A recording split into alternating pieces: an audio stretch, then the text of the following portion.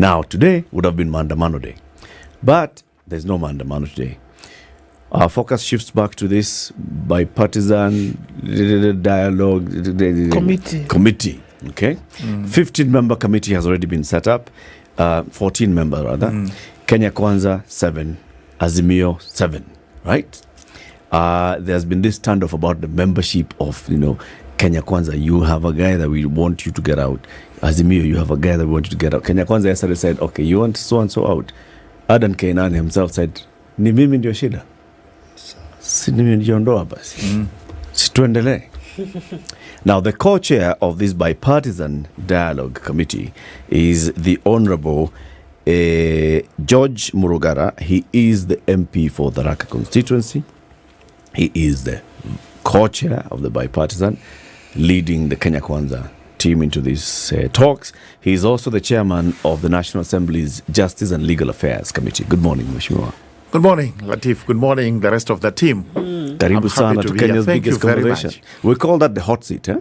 Yeah, absolutely. It's beginning to feel a little heat is coming from down there. But I hope I'll be able to cope. You'll be comfortable. Absolutely. You'll be comfortable. Thank you. We'll make sure that you're comfortable. Thank you. For example, listen to today's proverb from CT.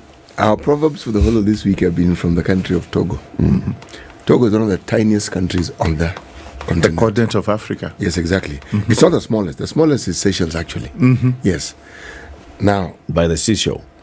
by the Seychelles isn't even by the seashore. It is surrounded by sea. Oh. Yes. Do they sell seashells? Do they sell seashells? No, I knew exactly where I was going with that, and he knows I have an SHS problem, so I wasn't going to. He was looking for a spot of fun. This morning. That joy I wasn't going to afford him this morning. And if she sells, then forget it. Okay. The fish, seeing the water has dried up, struggles mightily in the mud. That's the proverb for today. The fish, seeing the water has dried up, struggles mightily in the mud. True. True? True. Explain. It's purely imminent danger. I think the fish senses that now there isn't much left in my life. Death is nigh. Therefore, it starts struggling with a faint hope that it will find some water, some puddle somewhere, where it can try to resuscitate itself. So that's why it does it with all the zeal.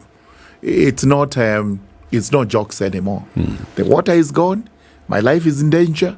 I have to struggle as much as I can to live an extra minute. That's why that saying it's an African saying. Okay. Right. What do you think they meant, the Togolese? What is the interpretation of this proverb? That when the push comes to shove, you really have you have to struggle. You have to do your best because you're on your last throws. I think that's what they meant.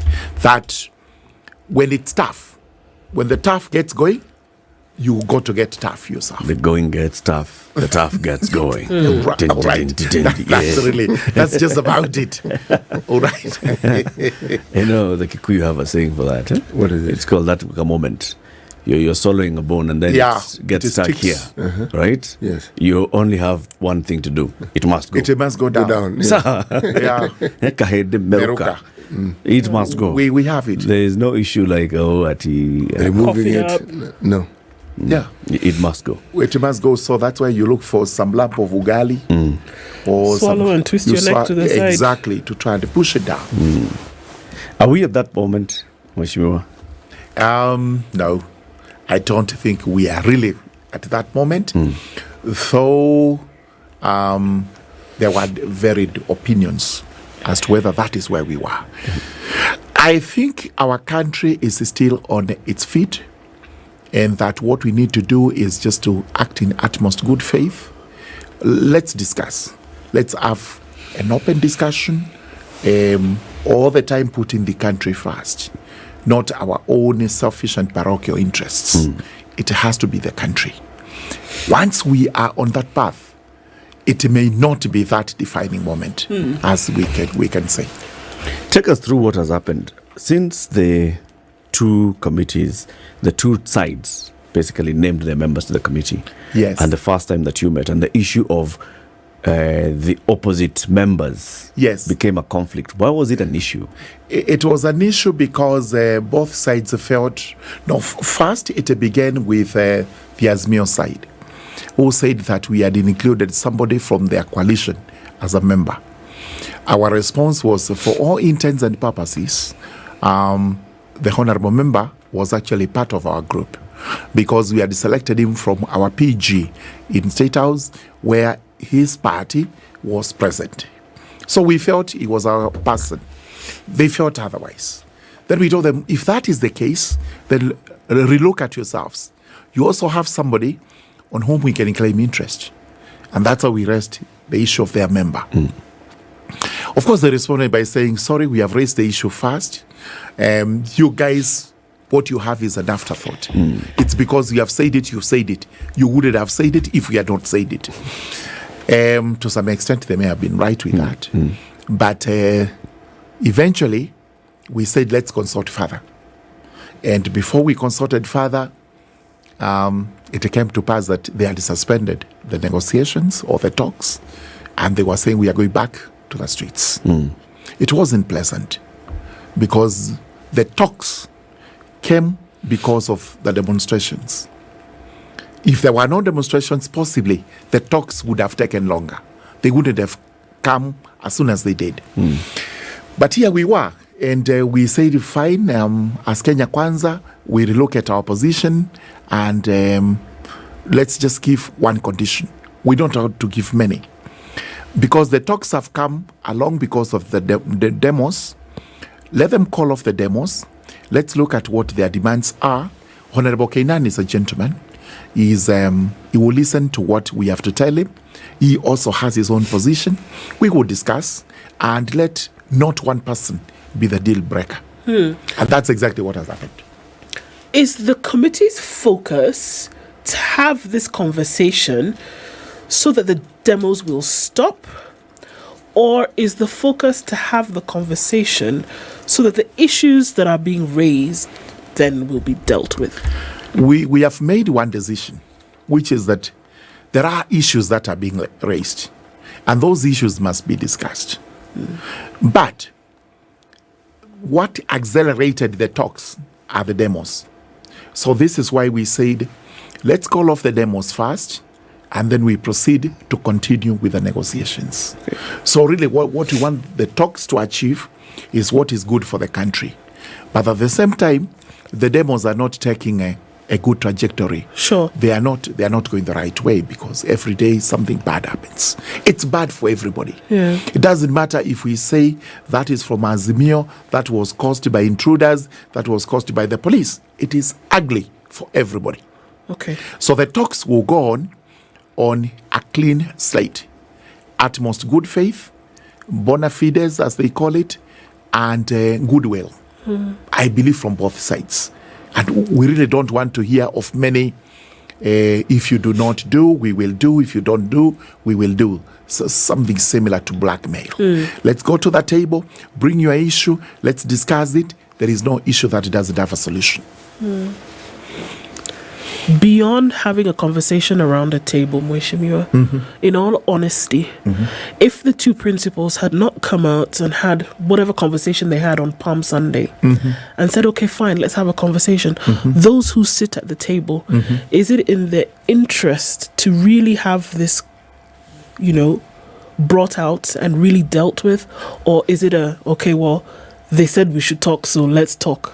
Let's begin by what our position was as Parliament, because these are members of Parliament. We kept on saying if there are any issues to be discussed, bring them to Parliament. Issues are brought to Parliament by members of Parliament, and they are brought in several ways. Maybe the magnitude had not reached where it was by that Sunday, but the intention of discussing whatever problems we have in the country was actually there. Okay. It was accelerated by the demonstrations, which were turning to be violent. Yesterday, You announced that Adan Kainan has agreed to step aside from Correct. the committee. Whom have you replaced him with? We have the honorable member for Saku constituency, Yeah. which is in Marsabit. His name is Honorable Dido. So Dido now joins this. He joins this now as our 7th member. Okay. Yes. And after this announcement, then we saw the leadership of Azimio saying, all right, so we'll go back to the talks. Absolutely. You may look at it as a win. There are those who may look at it as actually a loss on your side. You have lost your leverage. You've exposed your underbelly. You have shown that any time Azimio feel that you're not listening to them, they'll go back to the streets. Yes. And for you to listen to them, they'll just be on the streets until you listen. I don't know whose opinion that one is, because depends. There are also Kenyans who feel, in fact, what the government side has done is most commendable. That they are committed to the talks. It's purely not because, you know the demos. We had Thursday. It wasn't very successful. No, not Thursday, Tuesday. And we were promising today it was going to be even worse. So there are different ways of dealing with those demos. And they can actually be crippled to the last. Purely because Kenyans are also getting tired. But we don't want to go to who has won, who has lost. Sometimes it pays just to agree that possibly I'm a lesser person. But at the end of the day, you will emerge a bigger person. So we have said as a government side, we are going into this wholeheartedly. We have bent once. We may also have to bend twice. Bend again and again. Bend again and For again. example, one of the other issues, so one issue was Adan Kainan out. Yeah. The other issue is get out of parliament, come out of parliament. Let's have this conversation. Let's bring in technical experts to join the committee to join the conversation. Correct. That's one of the other demands. That's the other. The other one is these are our 4 points. Yeah. Cost of living, electoral reforms, reinstate Chedera 4. Let's talk about education, cost of education. Let's talk about your bad manners in parliament and protecting democracy by not raiding our camps. Those are their issues. And previously, your side, including the leadership of the majority in the National Assembly, has been saying the issue here is let's discuss the server if that's what you want. No, the cost of living, because the rest are non-issues. Are you prepared to accept Azimio's agenda and Azimio's proposals all the way? Every proposal they have will be brought to the table. It has already been brought to the table. No. We have not tabled anything. We've just started. And the first thing that came up is called a PO, a preliminary objection. Yeah. And there may be one or two others, but we are saying, look, we can't keep on doing objections after objections. If there was anything as serious as what they were doing, we should have come up with it in the last 2 or 3 meetings. But we are saying whatever they have, it will come to the table. Definitely, Kenya Kwanza also has its own points, because we are saying the constitution is not perfect. There may be issues affecting the country now, including insecurity, which needs to be discussed in a forum like this one. So what we are saying is don't come with points that you're going to call deal breakers. Yeah. It's either this way, it's not Or the other way. Bring it up.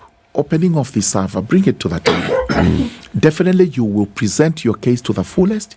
We will give you our response to the fullest. Eventually we'll get into a discussion and we'll come up with some form of an agreement on what should be done. What we don't want is threats, blackmail, saying if you don't do this, I won't do that. If you don't do this, I'll go back to the streets.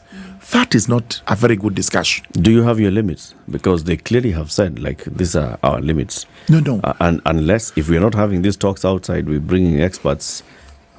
Do you have your limits and saying, there's beyond this point, watch a kitui? No. In fact, we don't want to take that position now because we don't want to ever put that on the table. What we are saying is every point is for discussion. And definitely, they will listen to us, we will listen to them. There is every possibility that we reach an agreement on most of the points. Because when they say we have to go outside parliament, extra-parliamentary, they will show us how we do it in accordance with our law. We will also be telling them this is what the law says. So how do we marry the two? All right? If they want us to go to parliament, enact a law so that we can go outside Parliament, we are fine. That becomes intra-parliamentary and intralegal, because this is within the law and this is from an act of Parliament. I'm beginning to understand why it is you are the co-chair. Yes. You have a very conciliatory approach to this whole matter. Yes. He's the diplomat. No, he is an extreme diplomat. He is not combative. He is not in your face. He is not belligerent.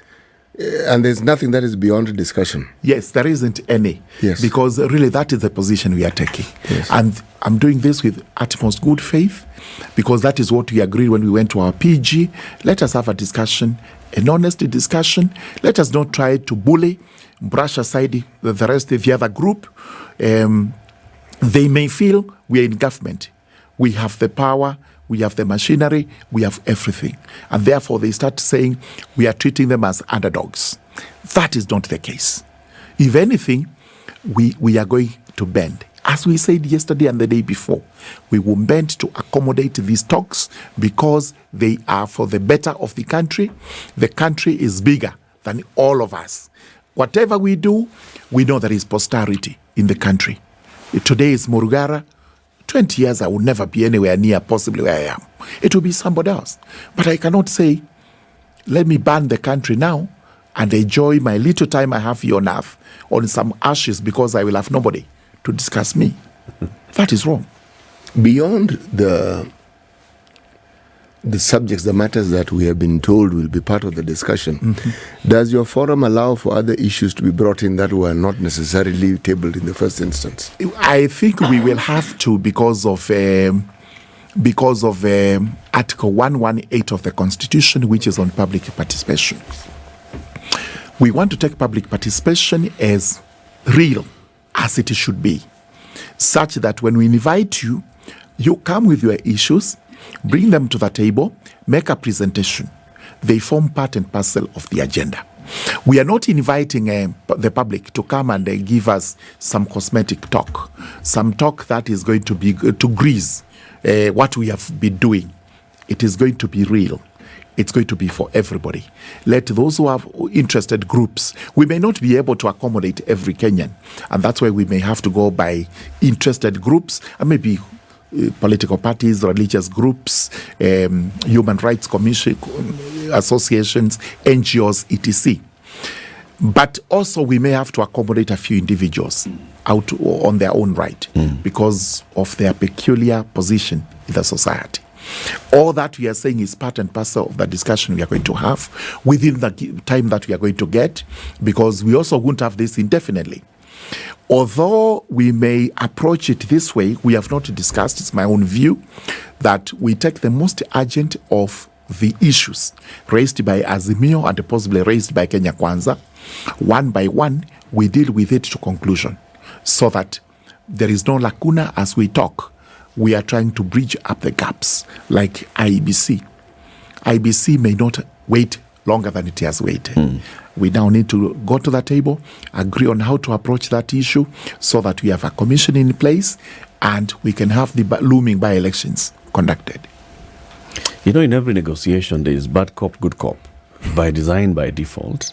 Even in the Kofi Annan talks of 2008, for those who participated in it, tell us, you know, even within our side as a PNU, within our side as ODM, we had people who were hardliners. Hardliners. People who would say, no, there's no way we're exceeding this ground. You've looked at your members. We've looked at the seven of you. Absolutely. Right? Do you have hardliners in your group? No. I'm happy to report that we do not have, strictly speaking, hardliners. Even the new member we've brought in, Honorable Dido is a diplomat par excellence. He does his things in a very humane, humble, and a peaceable manner. He's not a person we'll call a combatant. All right?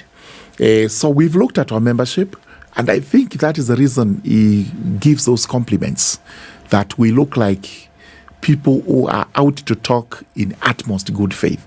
We don't look. We are going to be. No hardliners, absolutely. Their side, they may have 2 or 3. But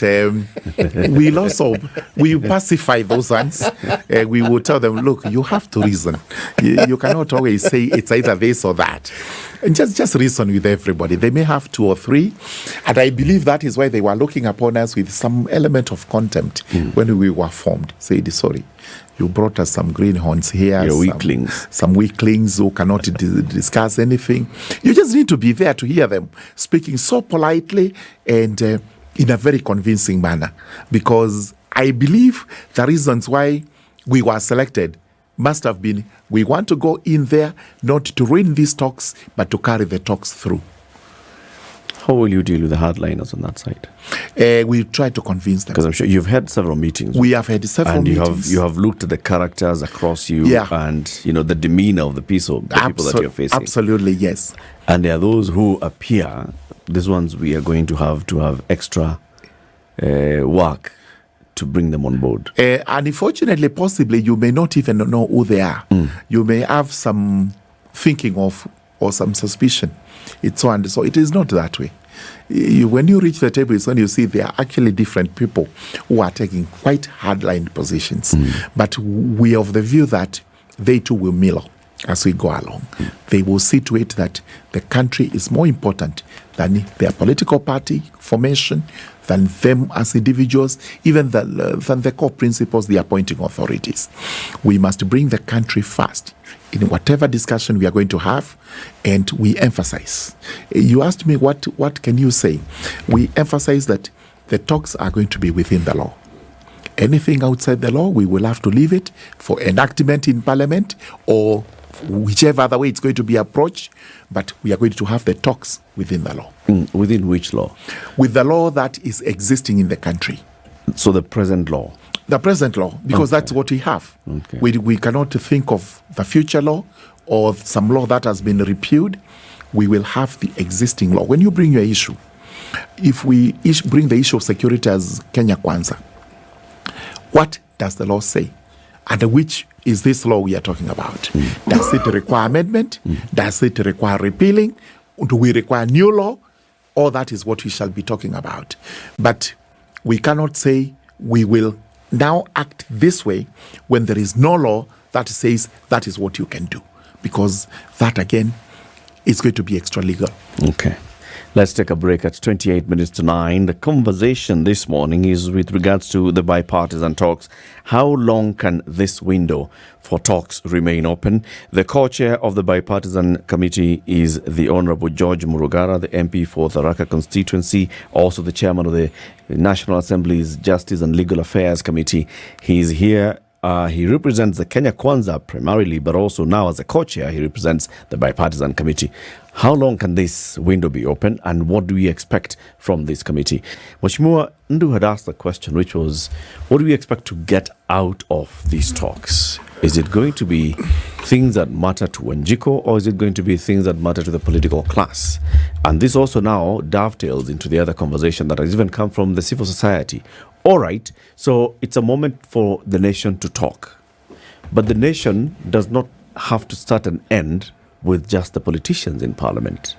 Can we have a forum where the nation speaks, where you get ideas from other people? Look at what happened, the Fungamano initiative of the 90s, and then moving into the Bomas talks and all this and the other. Can we have such a forum where people actually tell you, the people that you represent in parliament, get to tell you, these are the issues that matter to us today? I think this is going to happen. If we can sort out the very urgent issues as Parliament, and as quickly as we can, this may mutate into what we are thinking of, some conference of some sort, but possibly backed by the law.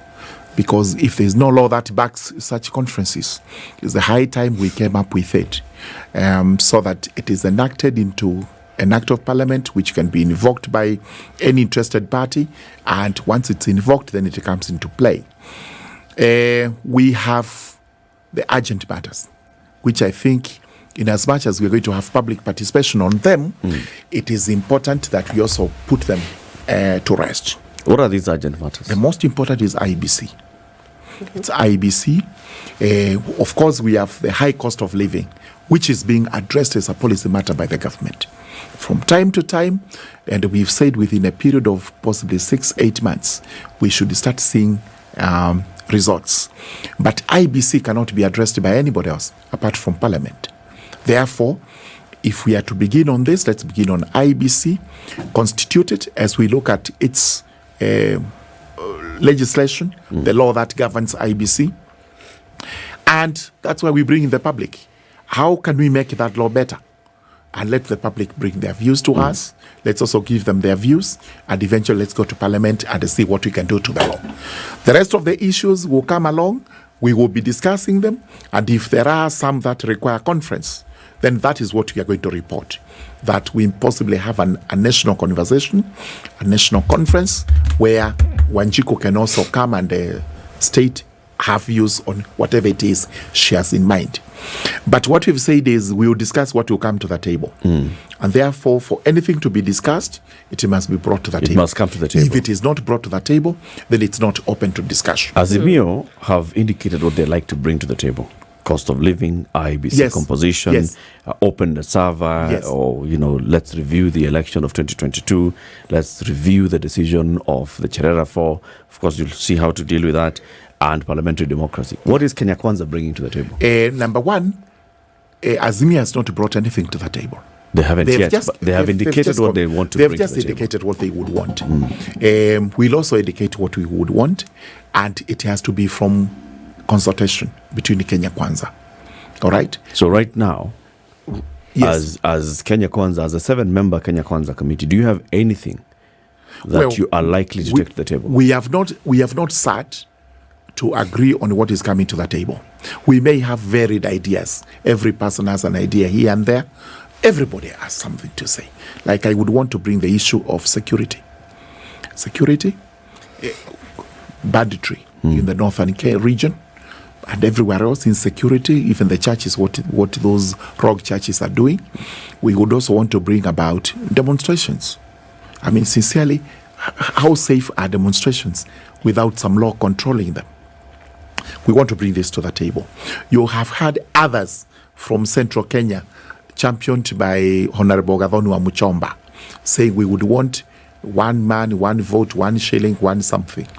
All right? And the northerners will be coming with you must add a kilometer. All this may come along. All right? And we will have a discussion on it when it comes. Everybody has something to say. Hopefully somebody will also bring the issue of CBC and JSS. Because it's not going very well. In as much as we cannot condemn it now, it's too late. So we really have to work on it and make sure, not just improve, make sure it works. It sounds as if all of this is an arena where matters of governance are going to be discussed, and that it's only being brought about because of the would-be demonstrations or the unhappiness or the dissatisfaction that has come about as a result of the election that took place. Right. So now here we are discussing things that Kenya Council would like to discuss as well, and that Azimio would like to discuss as well. But these are matters of governance. You're talking about education that needs to be sorted out. We're talking about electoral issues that need to be sorted out. We're talking about matters of governance infrastructure, essentially, that need to... But this is what government is supposed to be doing anyway. So correct. Why do we need to then have a bipartisan conversation about what government is supposed to be doing anyway? This is why they've been put there. In fact, it's not that the government is supposed to be doing. The government is actually doing, and maybe somebody is not happy. There isn't any aspect of what has been brought to, what has been suggested by Azimio, in which the government is not doing what's supposed to be done. Let's go to IBC. Let's begin with the elections. Super. They were supervised by a government in office. Some people are not satisfied. The legal mechanism was applied all the way up to the Supreme Court, and we have a decision that is binding on every Kenyan. However, there is a quarter that is not happy. That's why they've said, let's discuss. That's why they've gone to the streets. You may say the talks were triggered by the demos, but that's what happens in life. There must be a trigger to everything, including when you fall unwell, there's something that has triggered it. When it comes to IBC, the government is actually implementing the law. That's why quickly the law came into force and there was a selection panel constituted in accordance with the law. The president named it and told them, go ahead and they start picking the commissioners. So everything, even the cost of, high cost of living. The government has worked on the food situation. It has removed the subsidy, but it said we'll do other things. Reduce the taxation on food, allow people to import maize, tax-free, so that the price of unga would go down. That's what we expect the government to do. Fuel, there are some concessions, I'm told, out there as regards how we are to purchase fuel without foreign exchange.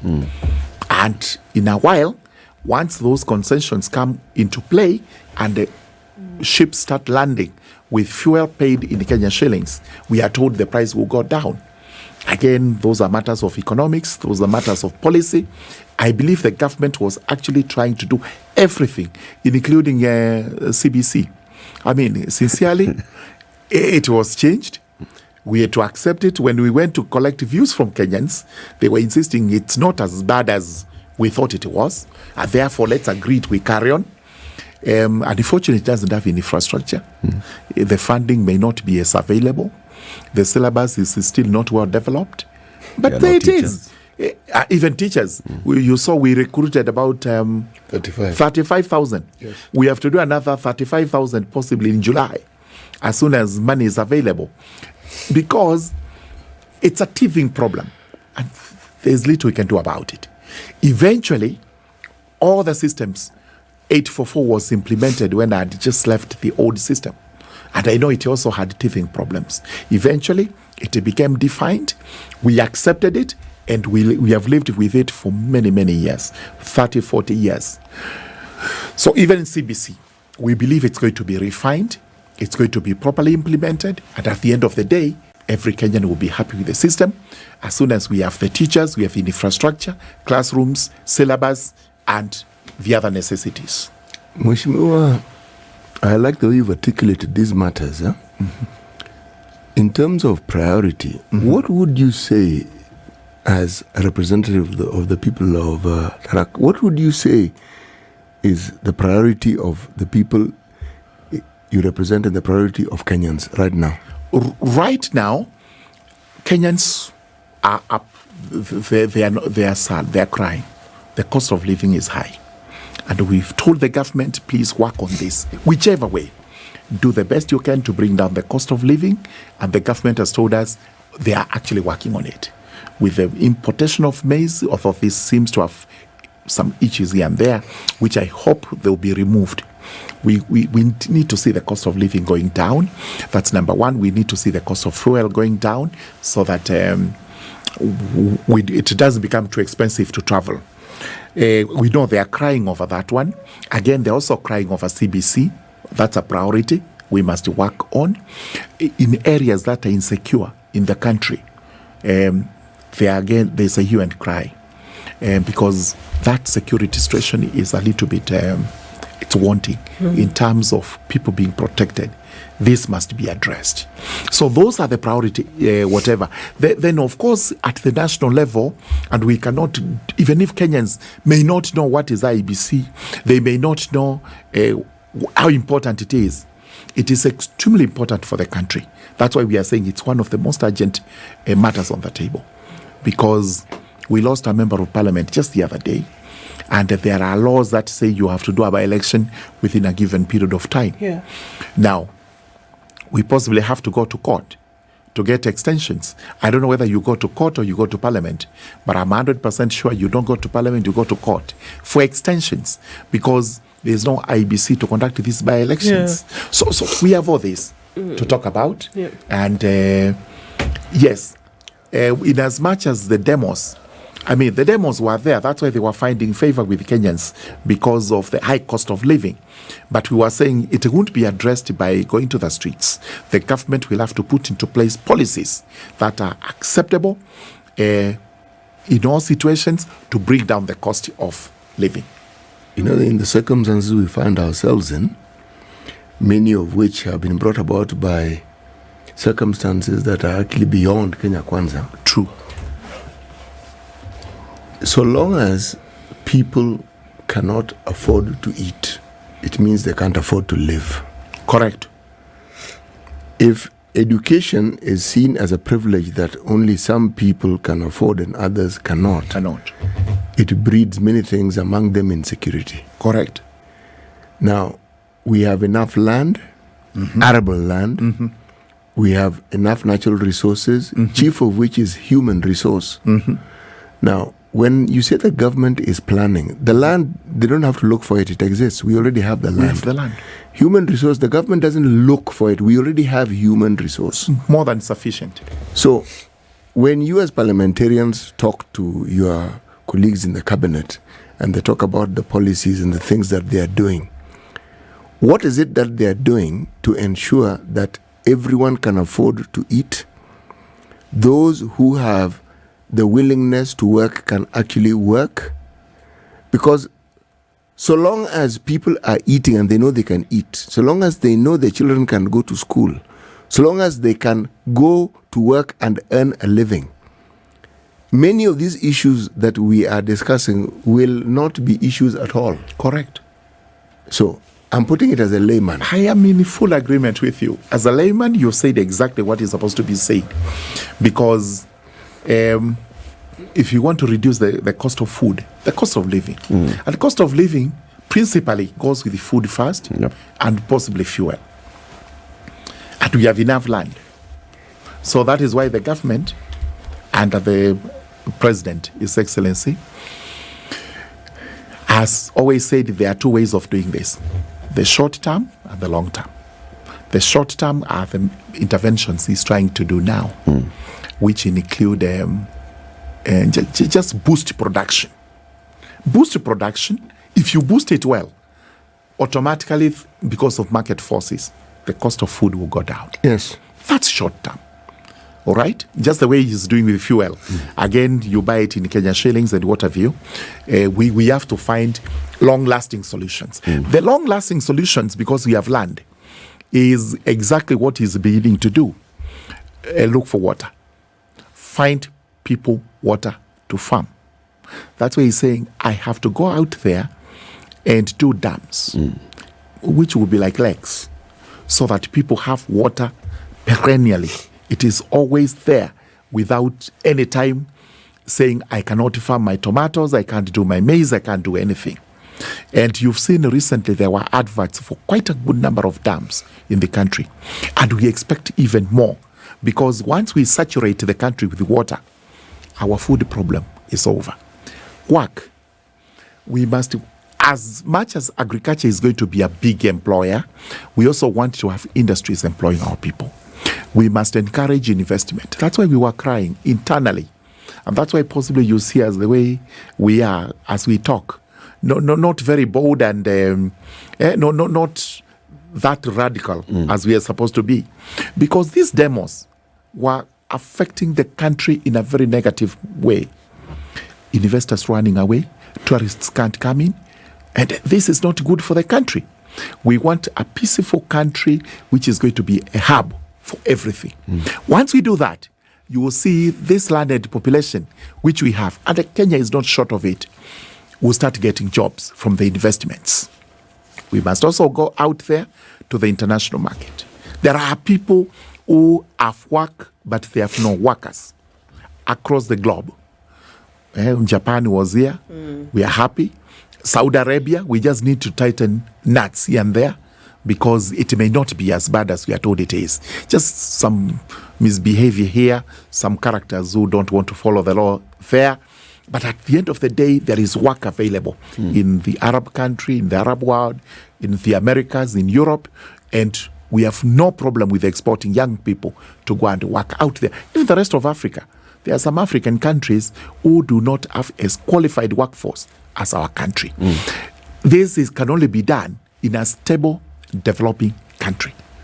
If we make it unstable, such that we are fighting, we are throwing stones, we are doing all these manner of things, we are done.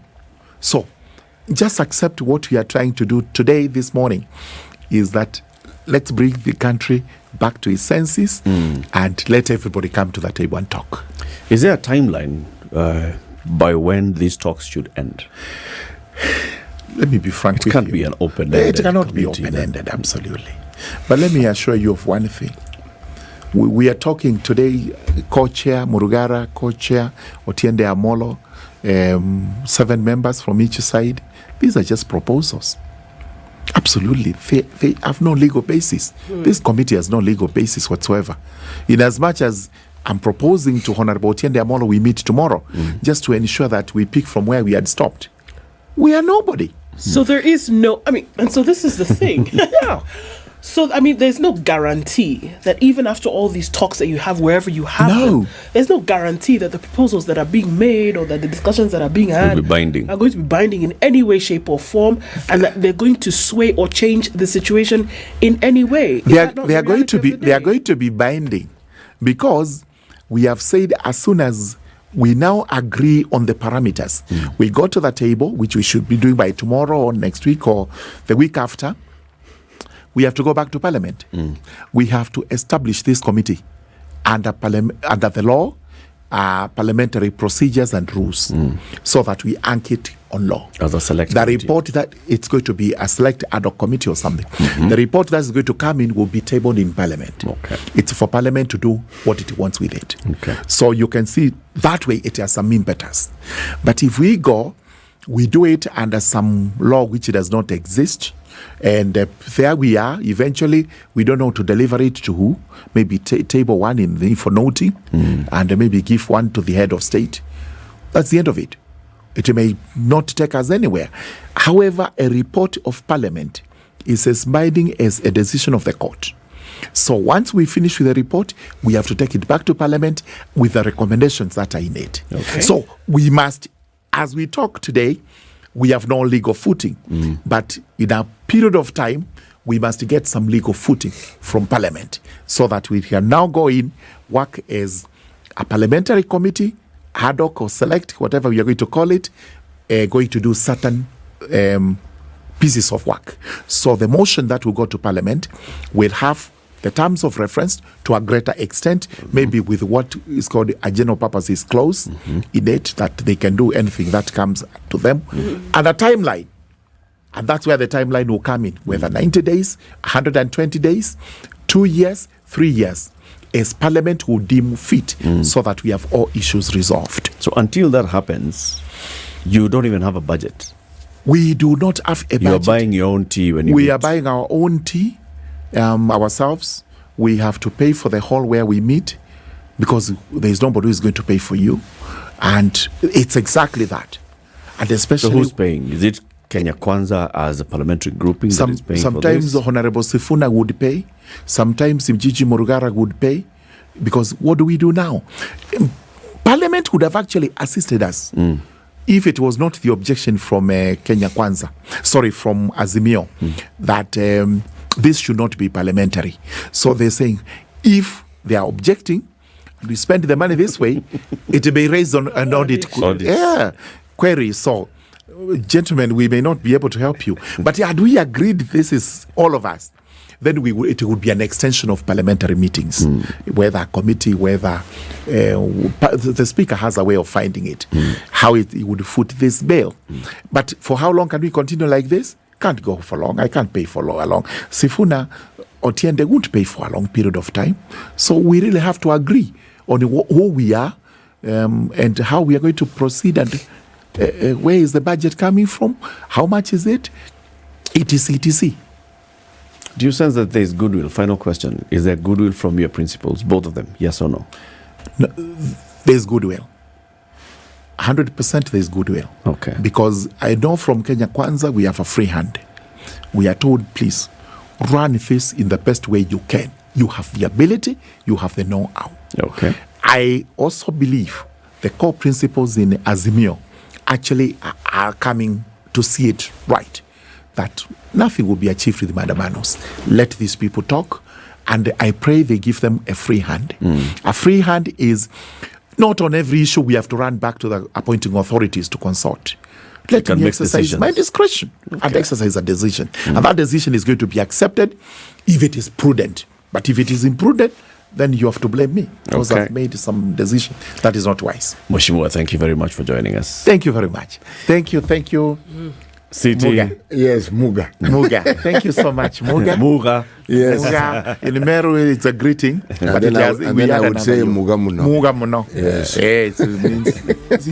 It has no meaning. And Ndu. Yes. Thank you very much. Thank you very much. Asante sana. The Honorable George Murugara is the MP for Tharaka, chairman of JLAC, and the co-chair of the Parliamentary Bipartisan Committee.